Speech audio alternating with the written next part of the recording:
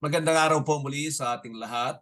Magbabalik po tayo sa ating ginagawang pag-aaral sa mga utos ng Panginoong Kristo, ang mga batas sa kaharian ng Diyos. Ang ating pag-uusapan sa pagkakataong ito ay matagpuan dito sa aklat ni Mateo pa rin, sa Kabanata 10, talatang 28. Kabanata 10, talatang 28. Ganito ang mababasa. Huwag ninyong katakutan ang pumapatay ng katawan, ngunit hindi nakakapatay ng kaluluwa. Sa halip ay katakutan ninyo ang nakakapatay ng katawan at kaluluwa sa impyerno. Sa simpleng pag-aanalisa ay pamagatan natin ang utos ng Panginoon na ito na huwag katakutan ang pumapatay ng katawan. Huwag katakutan ang pumapatay ng katawan. Ito po ang ipalalagay natin na utos 30. Kung papansinin ninyo, ito ang pang-anim na utos ng Panginoon na may kaugnayan sa paghayo ng kanyang mga pinili. At makikita ninyo na napakahalaga na tayo ay humayo rin, sapagkat kung babalikan pa ninyo yung mga ilang tinalakay natin, ay makikita ninyo ang kanyang pagbibigay babala tungkol sa mga bulaang propeta. Ang ibig kong sabihin ay masigasig sila, nag-aakay sila.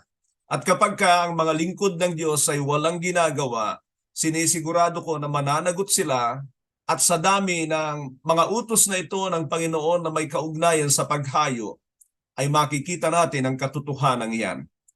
Maraming tao ay ginugugol ang malaking halaga sa pagpapagamot sa kanilang pagtanda. Mapapahaba lang ng kaunti ang kanilang buhay. Kalaunan ay namamatay din. Nagpapakita ito na ang kamatayan ay siyang pinakamalaking takot ng maraming tao. Mababasa natin ang katotohanan niyan sa aklat ng Hebreo 2:15. Ito ay bunga ng kawalan o kakulangan ng pagtitiwala at pananampalataya sa ginawa ng Panginoong Hesus sa krus ng Kalbaryo, o di kaya ay kawalan ng kaalaman at paniniwala sa katotohanan ito.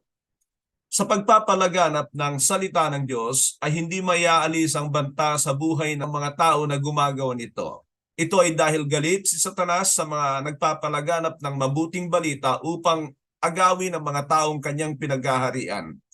Kumakasangkapan siya ng mga taong malalim ang kaugnayan sa kanya upang maging banta at pigilan ang mga sumusunod sa utos na ito ng Panginoon. Alam natin ang kwento ng mga apostol na silang lahat ay pinagpapatay, at balita pa rin natin sa ating kapanahunan ang mga pinapatay na mga mananampalataya. Subalit, ipinag-utos ng Panginoon na huwag katakutan ang banta ng kanilang buhay upang lubusang maging walang hadlang sa ikaliligtas ng iba. Bago nating malalimang pag-usapan ang bagay na ito, kung kayo ay nasa grupo, dumako muna kayo sa pag-uusap sa ating katanungan. Ano ang pinakamalaking takot mo sa buhay at bakit? Ano ang pinakamalaking takot mo sa buhay at bakit? Yan po ang inyong pag-uusapan.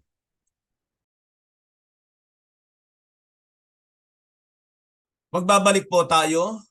Nawa ay naging totoo kayo sa inyong mga sinabi kung ano ang malaking takot ninyo sa buhay. Nakita ba ninyo na sa katotohanan ay marami ang kinatatakutan ng darating na araw ng kanilang kamatayan?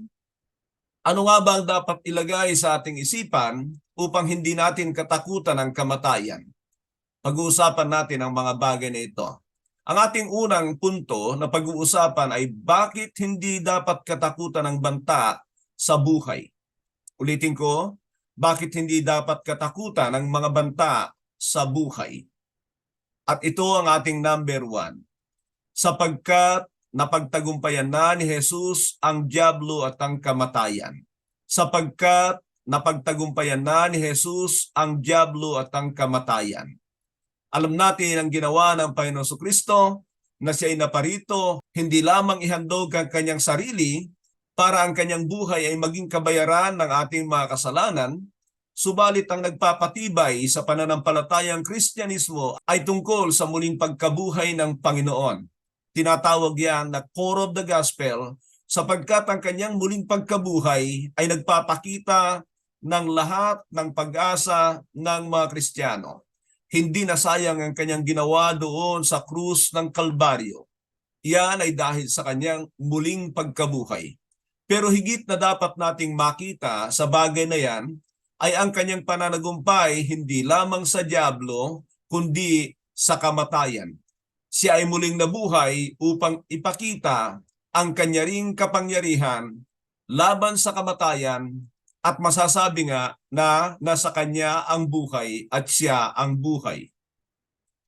Ganito ang sabi ng Hebreo 2:14b at 15. Hebreo 2:14b at 15.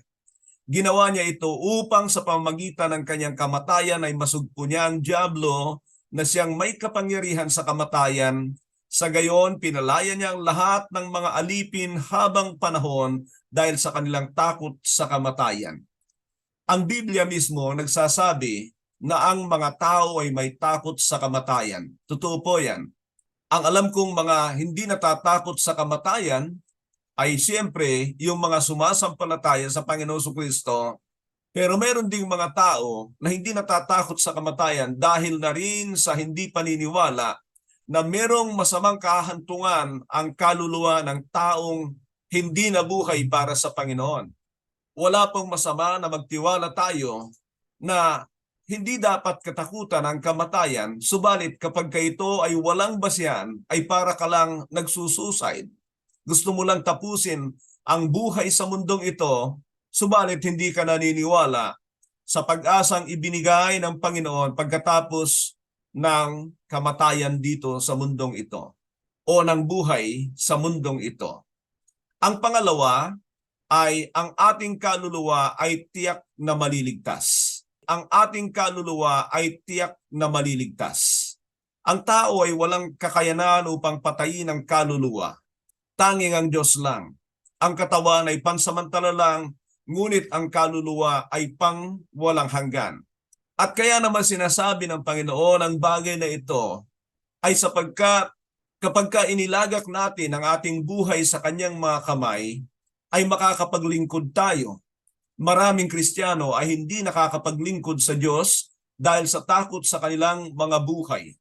At ipaalala ko na naman ang sinabi ng Pahayag 21:8 na ang mga duwag ay hindi magmamana ng buhay na walang hanggan at ito yung mga duwag na hindi nila kayang tayuan ang kanilang pananampalataya para maging kasangkapan ng Diyos katulad din naman ng paglilingkod sa Kanya sa paghayo. Nais ko lamang po ipaalala na sa mga Kristiyano, kapag nawala natin ang buhay natin dahil sa ating sariling kagagawan at paggawa ng ating sariling kagustuhan, ay baka mawala na natin ang tuluyan ito sa walang hanggan. Tandaan natin ang sinabi ng Panginoon, ang nag-iingat sa kanyang sariling buhay ay mawawalan nito. Ang nag-iingat sa kanyang sariling buhay ay mawawalan nito. Ang tanong ay, paano mo makikita kung ikaw ang nag-iingat sa buhay mo o kaya ay inilagay mo ito sa kamay ng ating Panginoong Jesucristo? Makikita mo na iniingatan mo ang iyong buhay sa sarili mo kapag lahat ay ipinag-aalala mo na dahilan para hindi ka makapaglingkod. At sa kabaligtaran niyan ay naglilingkod ka anuman ang mga kaganapan sa buhay, naniniwala ka na ang buhay mo ay nasa pag-iingat ng Panginoon, handa ka niyang proteksyonan kung gusto niya. Diyan natin makikita na ipinagkakatiwala natin ang ating buhay sa Panginoon. Pangatlong punto natin, ang Diyos lang ang may kapangyarihang gumawa ng bagay sa ating kaluluwa. Ang Diyos lang ang may kapangyarihang gumawa ng bagay sa ating kaluluwa. Isipin natin ang kanyang sinabi, sa halip ay katakutan ninyo ang pumapatay ng katawan at kaluluwa sa impyerno. Sa halip ay katakutan ninyo ang pumapatay ng katawan at kaluluwa sa impyerno. Dito ay makikita natin na ang Diyos ang tanging nagpapasya kung saan mapunta ang ating kaluluwa. Maaring pahintulutan niya o hindi niya pahintulutan ang kamatayan ng ating pisikal, pero pagdating sa kaluluwa, siya lang ang magpapasya. Siya ang tagapagpasya ng destinasyon ng kaluluwa ng tao. He is the judge of all soul. Pero alam po ninyo, simple lang yan. Maniwala tayo sa salita ng Diyos sapagkat hindi naman niya itinago ang bagay na ito. Ipinapaalam niya sa atin kung tayo ay magmamana ng buhay o hindi. Hindi tayo ang humahatol, subalit naglatag na ang Diyos ng pamantayan kung paano makapasok at hindi makapasok sa kanyang walang hanggang kaharian. Ngayon kung doon tayo pumipili sa mga bagay na sinabi ng Panginoon o ng Biblia na hindi magmamana ng buhay na walang hanggan, ay talagang yun ang destinasyon natin. Kawalan ng pananampalataya at pagtitiwala na isipin mo na magmamana ka ng buhay na walang hanggan, samantalang hindi mo pinagkakatiwalaan ng Diyos sa iyong buhay, dahilan para hindi ka makapaglingkod dahil sa pangamba sa iyong buhay. Ang ating pang-apat ay malaki ang malasakit ng Diyos sa kanyang mga manggagawa. Malaki ang malasakit ng Diyos sa kanyang mga manggagawa. Naniniwala ba tayo na totoo ang bagay na ito? Na alam ng Diyos na iilan lang ang magsusuong ng kanilang buhay sa ganitong gawain. Kaya naman binigyan sila ng Diyos ng kakaibang pananampalataya at gantimpala. Naipakita ko sa mga nakaraan na talagang malaki ang malasakit ng Diyos sa kanyang mga manggagawa. Pinoprovide niya ang lahat ng kanilang mga pangangailangan at yan makikita sa buhay ng mga tagasunod ng Panginoong Jesucristo. At alam natin na sinasabi ng Biblia na wala pang tainga, wala pang kaisipan na nakakaisip sa mga bagay na inihanda ng Diyos sa mga lingkod niya. At ang bagay na yan ay mapapasa atin lamang kapag tayo ay may paniniwala sa salita ng Diyos. Dito nasusubukan ang mga pananampalataya ng mga sinasabing Kristiyano. Kung kaya mong isuong ang iyong buhay sa panganib dahil alam mo na may malasakit ang Diyos sa iyong katawan at kaluluwa at kung gugustuhin kanyang iligtas sa anumang panganib ay magagawa niya, subalit alam natin ang kamatayan para sa kanya ay pinakamainam. Precious is the death of the saints in His sight. Iyan ay sapagkat hindi kawalan ang mabuhay para sa Diyos at ganun din naman ang kamatayan. Ang ating panglima, ang Diyos ang may kontrol sa lahat ng bagay at panahon. Ang Diyos ang may kontrol sa lahat ng bagay at panahon. Itinakda tayo ng Diyos na mabuhay sa ating kapanahunan.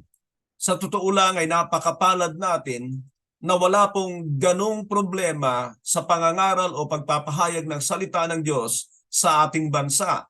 Subalit kung titignan ninyo, ay marami pa rin Kristiyano ang hindi nagagawang magpahayag ng salita ng Diyos. Malala ko sinabi ng Panginoon kay Jeremias, kung ikaw ay natatakot sa kapanahunan ng kapayapaan, gasino pa sa panahon ng mga banta. Ganon din naman ang sinabi niya, kung hindi mo kayang makipaghabulan sa mga tao, gasino pa sa mga kabayo, sa kasukalan. Ano ang ibig sabihin nito? Ang ibig sabihin ng Panginoon ay paano ka makakapaglingkod sa panahon ng kapayapaan ay wala kang magawa. Yan ang ibig sabihin ng bagay na yan. At ang katotohanan ay maraming Kristiyano kahit na wala namang banta ay hindi talaga naglilingkod sa Diyos. Nakikita ko ang isang katotohanan sa bagay na ito. Unang-una, kahit sa reputasyon lamang ng mga taong ito, ay hindi nila maibaba alang-alang sa pangalan ng Diyos. Yan ang dahilan kaya hindi nila magawang mangaral. Ano ang punto ko diyan? Na kung yung reputasyon mo ay iniingatan mo, hindi ka talaga maging kasangkapan ng Diyos. E di lalo na kung ang banta sa buhay ay darating sa atin, lalong hindi ka mangangaral, makakapaglingkod sa Diyos. Ang katotohanan na ang Diyos lang ang may kontrol sa lahat ng bagay at panahon ay makikita natin sa kaganapan sa buhay ni Santiago at ni Pedro sa Aklat ng Gawa, Kabanata 12. Ano ang nangyari diyan? Ang nangyari diyan ay si Santiago ay pinahintulutan ng Diyos na pugutan ng ulo, samantalang nagawa niyang iligtas si Apostol Pedro. Ano ang ibig sabihin nito? Mas mahal ba ng Panginoon si Apostol Pedro at hindi si Santiago? Hindi po. Nataon na talagang pumapayag na ang Diyos na mapaslang si Santiago at patuloy pa rin mabuhay si Pedro. Nangangahulugan niya na hindi natin alam ang nasa isip ng Diyos kung ano ang kanyang pahihintulutan at hindi pahihintulutan na maganap sa buhay ng tao. Nais ko sabihin sa inyo na kahit nakaupo ka lang dyan, nakatayo ka lang dyan, wala kang ginagawa, kapag binawi ng Diyos ang iyong buhay, ay kaya niyang gawin. May ganyang tao sa Lucas 12 na punong-puno siya ng mga bagay sa mundong ito, wala siyang inaalala, subalit sinabi ng Diyos sa kanya, hangal ngayong gabi ay babawiin na sa iyo ang iyong buhay. Nangangahulugan na ang Diyos ang may kontrol kung kailan niya babawiin ang buhay ng isang tao. Ang ating pang-anim ay bubuhayin muli ang mga namatay kay Kristo at sila'y bibigyan ng katawang hindi nabubulok. Bubuhayin muli ang mga namatay kay Kristo at sila'y bibigyan ng katawang hindi nabubulok. Ano ang pinag-uusapan natin dito? Ang pinag-uusapan natin ay kung bakit hindi dapat katakutan ang kamatayan. At ito ang pang-anim natin ay sapagkat bubuhayin ng Panginoon ang lahat ng mga namatay sa Kanya upang makapiling na sa walang hanggan. Sapagkat bubuhayin ng Panginoon ang lahat ng mga namatay sa Kanya upang makapiling na sa walang hanggan. Yan ay nababanggit sa 1 Korinto 15:52. Sa Aklat ng Juan, Kabanata 5 ay makikita natin diyan na unang bubuhayin ang mga namatay kay Kristo. Nagpapakita yan na pinapahalagahan ng Panginoon ang buhay ng mga naglilingkod sa Kanya. Pero itong bagay na ito ay magagawa lang ng mga totoong mananampalataya. Naniniwala na mayroon talagang inihanda ang Diyos para sa kanila, may gantimpala para sa kanila, at gayon din naman na magkakaroon sila ng buhay na walang hanggan sa Kanyang piling. Punta tayo ngayon sa ating pangalawang punto. Mga mananampalatayang pinatay dahil sa kanilang pangangaral. Mga mananampalatayang pinatay dahil sa kanilang pangangaral. Lahat ng mga nabuhay na matuwid sa mundong ito ay banta talaga sa kaharian ni Satanas at nais niyang lipulin ang lahat. Subalit may mga tao na talagang matapang na maging kasangkapan ng Diyos sa pangangaral. Isa diyan si Juan Bautista. Sa Aklat ng Mateo 14 ay alam natin na sa pagsasalita ng katotohanan laban sa kasalanan ay pinapugutan siya ng ulo ni Herodes. Ang pangalawa na makikita natin ay si Esteban sa Gawa, Kabanata 7. Si Esteban ay simpleng tao lamang, siya isa sa mga piniling diakono na maglilingkod sa mga babaeng balo, subalit hindi niya pinahintulutan na hindi siya maging kasangkapan ng Diyos. Ikinukwento ko nga na sa kanyang pamamalengke ay napadaan sa karamihan ng tao at doon siya ay nagpasimulang mangaral. Hindi niya alam na yung pangangaral na yan na ang huli sapagkat siya ay mapapatay. At kung titingnan natin kung bakit ganyan si Esteban ay sapagkat puspos siya ng salita ng Diyos, puspos siya ng banal na Espiritu na nagbigay sa kanya ng kapangyarihan upang sa kabila ng mga banta sa kapanahonang yan ay magawa niyang tumayo para sa Diyos. Ngayon, ang tanong ko marahil ay, bakit hindi nakakapangaral ang marami? Nagtataglay ba talaga sila ng Espiritu ng Diyos o kaya meron ba silang salita ng Diyos na kusang lalabas sa kanilang mga labi? Magandang pag-isipan natin ang katotohanan iyan. Ang pangatlo na pinatay ay si Santiago sa Gawa, Kabanata 12. Ito ay nabanggit ko kanina. Siya ay isa sa mga alagad ng Panginoong Kristo at dahil din sa pangangaral ay naganap ang pagpatay sa kanya. Si Apostol Pablo, alam natin na kahit walang naitala tungkol sa literal na pagpatay sa kanya, ay alam niya sapagkat sa kapanahunan niya ay pinupugutan ng ulo ang mga isinasakdal na natutuklasan na nagkasala sa gobyerno ng Roma, at sa pamamagitan ng kasinungalingan si Apostol Pablo ay nabibilanggo at pagkatapos ay pagkakasala sa batas ng Roma. Diyan ay makikita rin natin na anumang panahon na gustong gawan ng mga tao sa mundong ito na kasangkapan ni Satanas ng injustice ang mga lingkod ng Diyos, ay magagawa nilang gawin.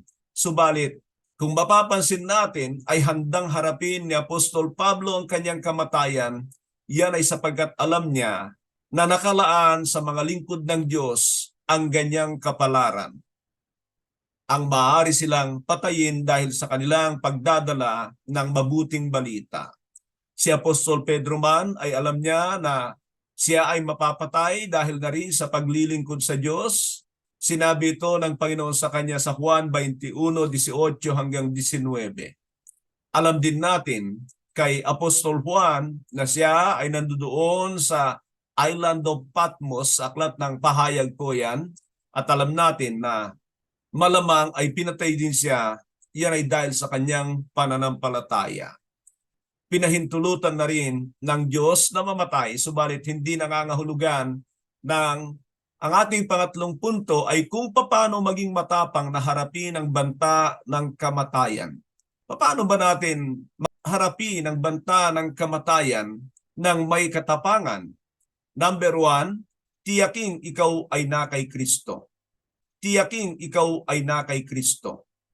Ipinag-uutos ng 2 Korinto 13:5 ang ganito: examine yourself whether you are in the faith. Test yourselves. Do you not realize that Christ Jesus is in you?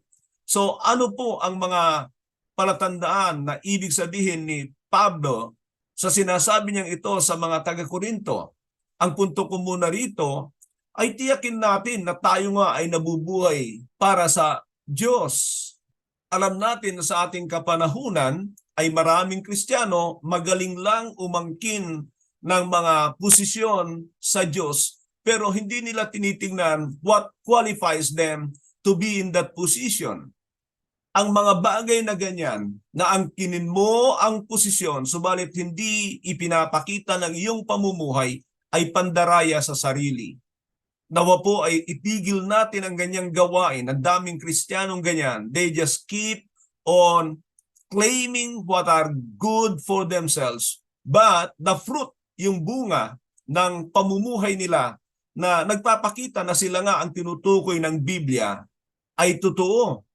Meron din dyan, pumasok ka lang sa grupo, pumasok ka lang sa relihiyon, sa'yo na yung pangako doon. Hindi po. Ang buhay Kristiyano ay tungkol sa pamumuhay na ipinapakita mo na ikaw ay tumatahak sa katulad ng buhay ng Panginoong Hesukristo. Saka mo angkinin ang mga bagay na pangako ng Diyos sa kanyang mga pinili bilang mga anak. Mas sigurado ang bagay na yan. Saan ka mang grupo, saan ka mang relihiyon, saan ka mang sekta, hindi iyon ang iyong pananganan, kundi ang pananganan mo ay inaalam mo ang salita ng Diyos at pagkatapos ay isinasabuhay mo ito.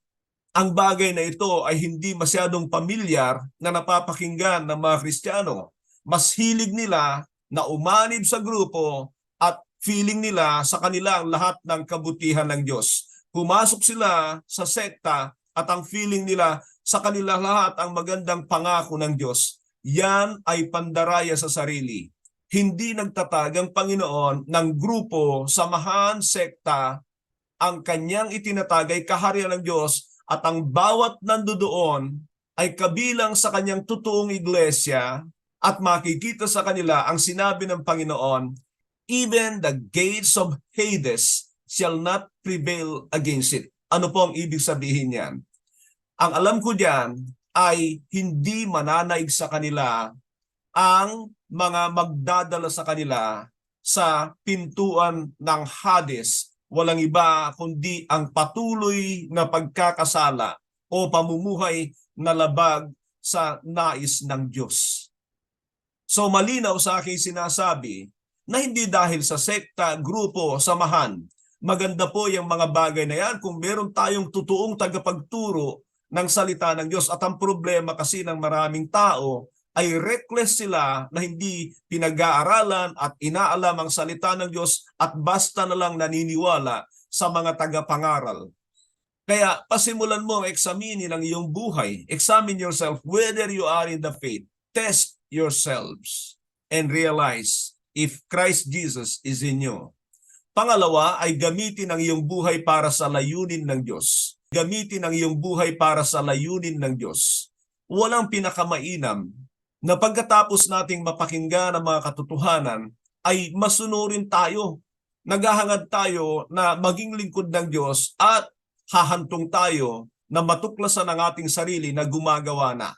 Bakit ko sinabi yan?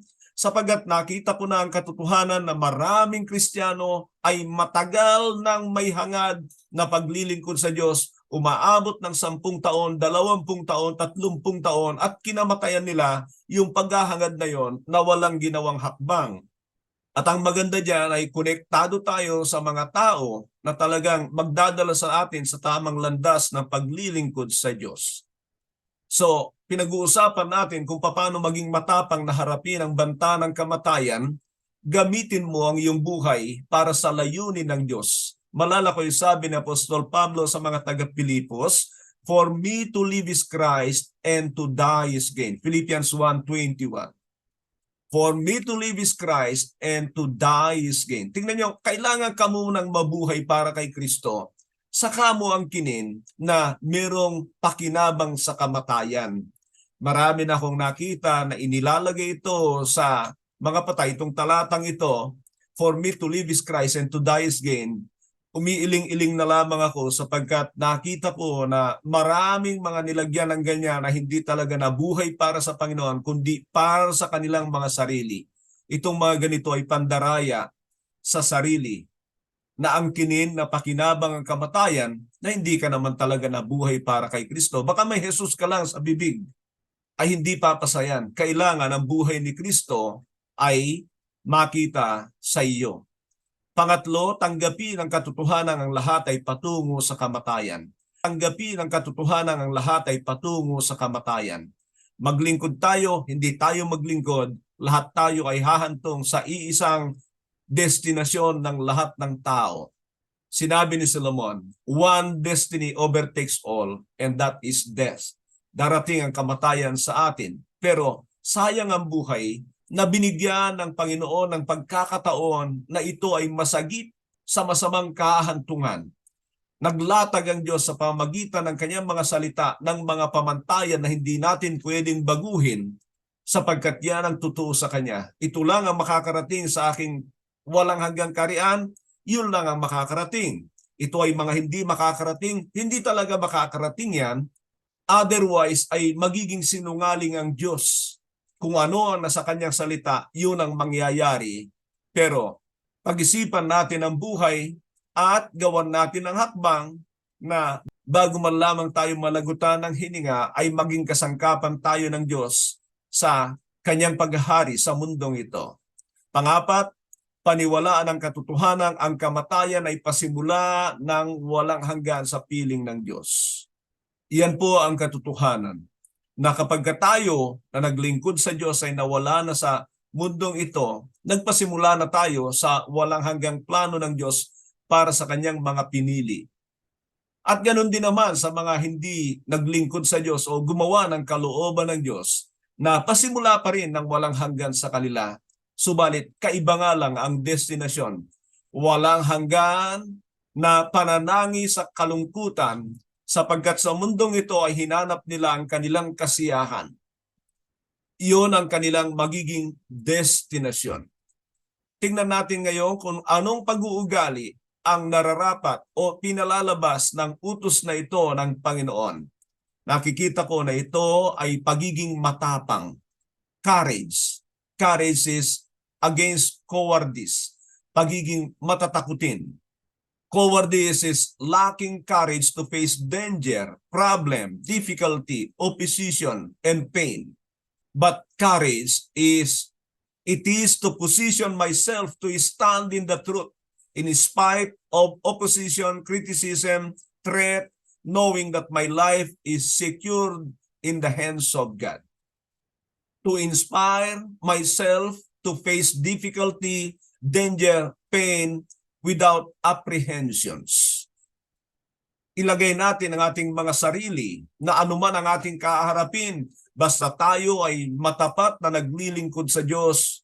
Katulad ng aking nababanggit, Satan is against us at gagamit siya ng mga tao na malalim ang kaugnayan sa kanya para bigyan tayo ng banta. Pero maninindigan tayo sa katotohanan, alam natin na nakasalalay ang ating buhay sa kamay ng Diyos. Ano ang pipiliin mo? Ang ilagay ang buhay mo sa iyong mga kamay o sa kamay ng Diyos? Alam ko na ang sagot ng bawat isa. Ang tanong ko ay, gagawin mo ba ang bagay na yan? Sapagkat minsan ay magaling tayong sumagot, subalit sa katotohanan ay hindi natin nagagawa. Sa pagkakataong ito ay muli kong hihilingin na lahat ay yumuko, ipikit ang inyong mga mata at pakinggang maigi ang mga katanungan na aking bibigkasin sa inyo. Natutunan mo na ba kung saan pinakamabuting gamitin ang iyong buhay? Nalalaman mo ba na kapag ka nawala ito dahil sa mga pansariling naisin ay tuluyang mawawala sa iyo? Alam mo ba kung paano ito gamitin para sa plano at layunin ng Diyos? Nais mo bang hilingin sa Diyos ang katapangan at pagnanais na gamitin ang buhay mo para sa Kanya? Dito po tayo magtatapos sa ating 30 utos. Huwag katakutan ang pumapatay ng katawan, subalit katakutan ang pumapatay ng katawan at kaluluwa sa impyerno. Ang Diyos ang may hawak sa buhay ng tao. Sumagana nawa ang biyaya ng Diyos sa atin upang makapaglingkod tayo sa Kanya. Muli, magandang araw po sa bawat isa.